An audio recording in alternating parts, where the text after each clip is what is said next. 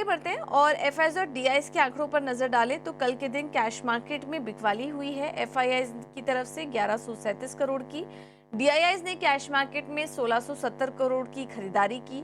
Index future में 2180 करोड़ के आसपास की बिकवाली हुई और इंडेक्स ऑप्शन में भी बड़ी बिकवाली देखने को मिली। 65,320 करोड़ की बिकवाली हुई है। कल भारतीय बाजारों में भी हमने देखा कि जो क्लोजिंग हुई वो थोड़ी नरमी के साथ ही थी। निफ्टी में एक फ्लैट क्लोजिंग देखने को मिली और बैंक निफ्टी हरे निशान में बंद हुआ। लेकिन कल एक्सपायरी का भी दिन था और हमने देखा कि जो क्लोजिंग हुई निफ्टी की वो निचले स्तरों से थोड़ा रिकवर होकर बाजार में एक रिकवरी देखने को मिली, क्योंकि कल 24,200 के भी नीचे फिसल चुका था निफ्टी, लेकिन उसके बाद निचले स्तरों से अच्छी रिकवरी वहां पर आई और दिन के ऊपरी स्तर पर जाकर मार्केट बंद हुई। अब आज के लिए कौन से लेवल इंपॉर्टेंट होंगे, इसका पूरा एनालिसिस लेकर हमारे साथ डिम्पी कालरा जुड़ चुके हैं।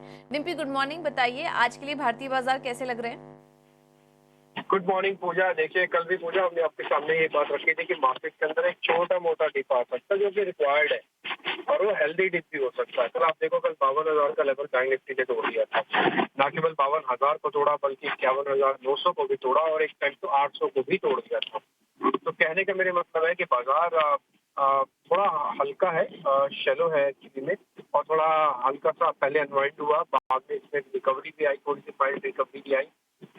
जबकि कल एचडीएफसी बैंक का पूरी तरह से रिकवर नहीं कर पाया, लेकिन कोई ना कोई बड़ा सीवियर मार्केट के पास अभी भी है, तो वो मार्केट को अभी भी बचा रहा है प्रॉपर क्रैश होने से, और वो अच्छा भी है। तो आपको जो छोटे छोटे टिप्स चाहिए थे वो आपको मार्केट के अंदर अब मिल रहे हैं। पहले तो एक तरफा मार्केट हो जाता था, आपने खुद से देखा हुआ है कि बाजार एक तरफा चलता है, मतलब वो टिप्स दे ही नहीं रहा था। अब तो कम से कम यह है कि इंट्राडे स्विंग में 500 पॉइंट पे टूट जाता है बाजार।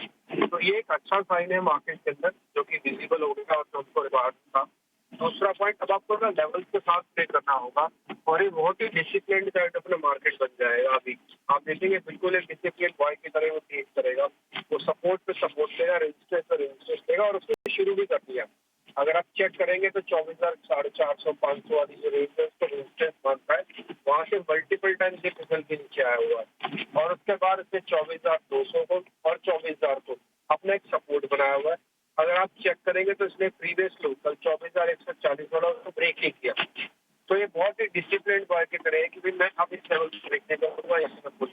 तो जब भी आपको ऊपर मिले थोड़ा सा सेल कर दो, जब भी आपको डिप मिले उसके अंदर थोड़ा सा बाय कर दो। तो इस तरह की जो बीच का मोमेंटो है उसको आप खा सकते हैं। अदरवाइज मेरा अपना निजी तौर पर मानना है, तो डाटा भी यही बात कह रहा है कि आज 12 तारीख से लेके अगले 22 तारीख तक, यानी कि टिल बजट तक इन डाइसेज में बड़ा पैसा नहीं बनेगा। The reason is being in डाइसेज में ऑलरेडी 78% की लॉन्ग होल्डिंग्स के साथ एफआई खड़े हुए हैं। उसमें रिटेल का पार्टिसिपेशन भी ठीक ठाक है, इतना खराब नहीं है, और डीआईज का पार्टिसिपेशन भी है 33% तक का। तो कहने का मेरा मतलब यह है कि उसके अंदर जगह नहीं है ज्यादा बड़ा मूव करने की और ज्यादा मूव गिराने की, क्योंकि मार्केट के सेंटिमेंट, मैक्रो डाटा और सारी बजट एक्सपेक्टेशन बाजार को गिरने नहीं देगी, और वैल्यूएशन और मार्केट का जो स्ट्रेच है छोटे समय में बहुत तेजी से चल रहा है, ये बाजार को चलने नहीं देगा। तो दोनों ही चीजें अपनी अपनी तरफ बिल्कुल लगा के खड़ी होंगी, तो इसलिए इंडाइसेस कुछ नहीं करेंगे।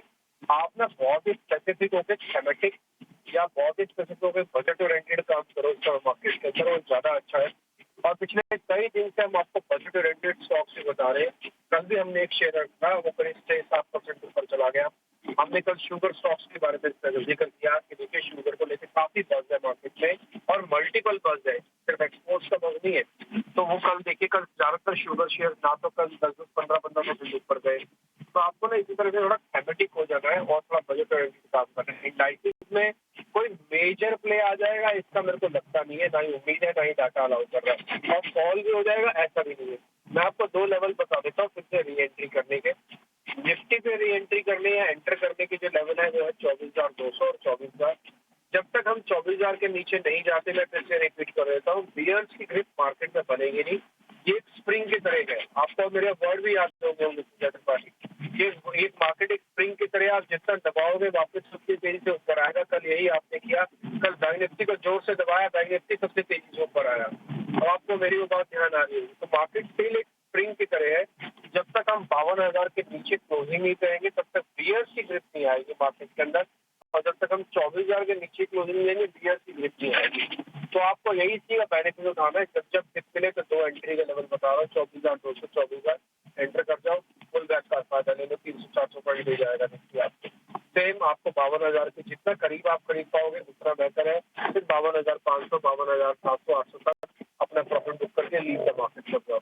तो इस तरह से आप स्विंग ट्रेड करो। जो पुरानी जिनके पास पोजीशन है, हमने उनको कई बार बताया या तो अपने प्रॉफिट्स को बुक कर ले या जैसे उनको ठीक लगता है वैसे करें। ऑप्शन ट्रेडर्स थोड़े एक्टिव रहे, ध्यान रखें, ल्योर करेगा मार्केट को, बट उनको ट्रेड नहीं लेना।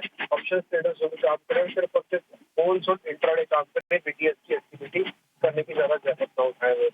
10 शेयर एफ एंड बैंक में एंजाइटी का लेवल अपने आप में काफी ज्यादा है। फुट कॉल रेशियो के हिसाब से बाजार पूरी तरह से फेयर वैल्यू है, ऐसा कोई महंगा और सस्ता कुछ नहीं।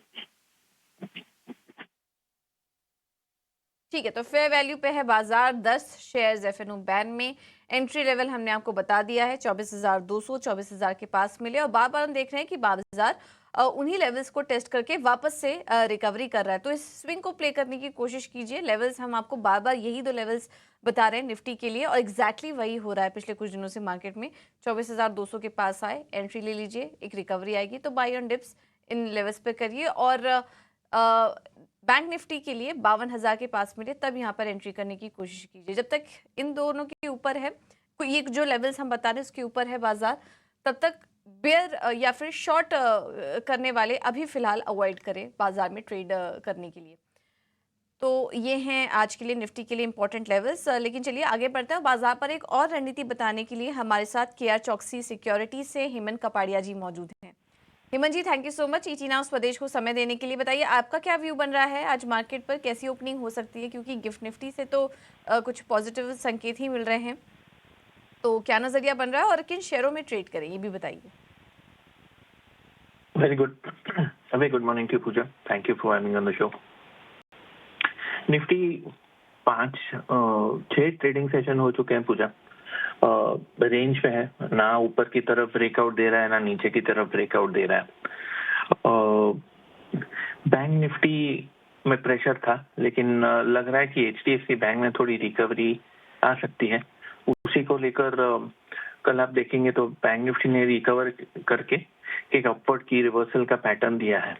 तो मुझे लग रहा है बैंक निफ्टी में बाउंस आ सकता है निफ्टी से ज्यादा, लेकिन अगर बैंक निफ्टी में आता है तो इसकी पॉजिटिव इफेक्ट निफ्टी पे भी होगी, क्योंकि इंडसइंड बैंक वगैरह काफी ओवरसोल्ड है, तो इससे भी रिकवरी की गिनती मान के चल सकते हैं। इंडिविजुअल स्टॉक्स की बात करें तो पहला कॉल रहेगा पूजा एचडीएफसी बैंक पे। एचडीएफसी बैंक 6 दिन की गिरावट है और 7 दिन की गिरावट है। यहाँ पे इंट्राडे चार्ट से काफी ओवरसोल्ड हो चुका है, पॉजिटिव डाइवर्जेंस है। मैकेनिकल इंडिकेटर्स की क्रॉसओवर बाय आ चुकी है।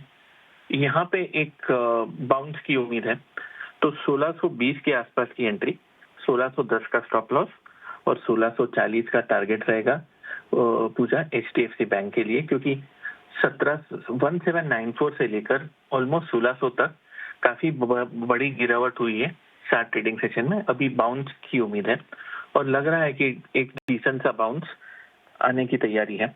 दूसरा स्टॉक जहां पे एक कॉल है वो है टाटा कम्युनिकेशन। टाटा कम्युनिकेशन काफी दिनों से साइडवेज है, 5 हफ्ते, ये 5वां हफ्ता है।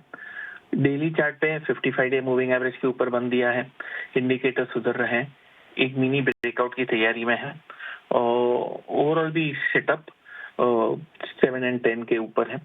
तो टाटा कम्युनिकेशन 1868 के आसपास की एंट्री, 1858 का स्टॉप लॉस और 1888 का टारगेट। ये छोटा टारगेट है, लेकिन ये 1900 के ऊपर बंद आता है तो 1940 तक भी सरप्राइज कर सकता है, लेकिन वो पोजिशनल व्यू रहेगा पूजा। ठीक है, थैंक यू हेमंत जी आपका ये रणनीति सुझाने के लिए। तो एचडीएफसी बैंक 1640 के होगा